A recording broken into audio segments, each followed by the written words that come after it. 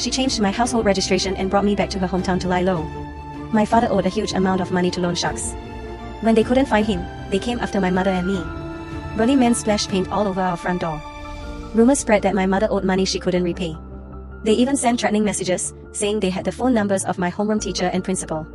If the money wasn't paid back, they would call the school and force me to drop out.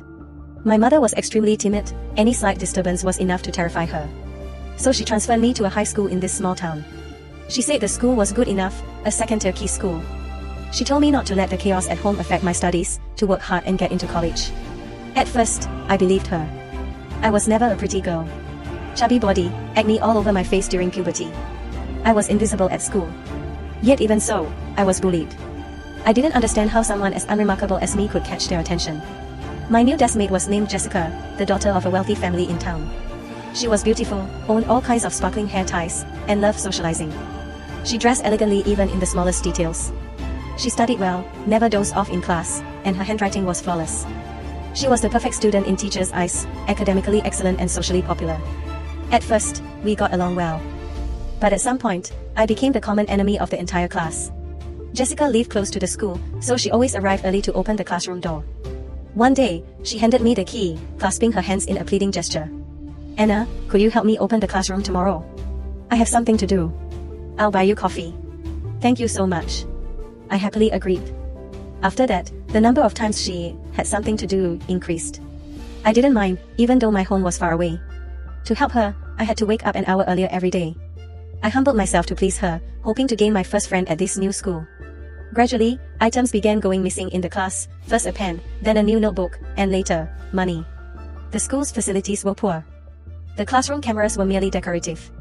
During breaks, students gathered to discuss the thief. Jessica stood in the center, comforting everyone. "I lost over 100 yuan too, but it's okay. The teacher said he'll investigate. And Anna is really nice. My family's been busy lately, and she's been coming early every day to open the classroom for me." The moment she said that, everyone noticed the inconsistency. She deliberately shifted all suspicion onto me before I even realized it. "There were never any thefts in this class before you transferred here, right, Anna? I advise you not to be too nice to her. She pretends to help you open the classroom, but actually comes early to steal. If it's not her, then who? Look at that sneaky face, like a rat stealing food. People like that should just die." She pretended to be shocked, covering her mouth. "That's impossible. There's no evidence. Don't talk nonsense. Don't think badly of her. She's pitiful. I heard her dad went to prison, and her mom has to raise her alone." They began shouting exaggeratedly. I stood at the classroom door, still holding her cup, hearing clearly as Jessica smeared me. My foolish mind didn't understand it until much later, but by then, it was too late.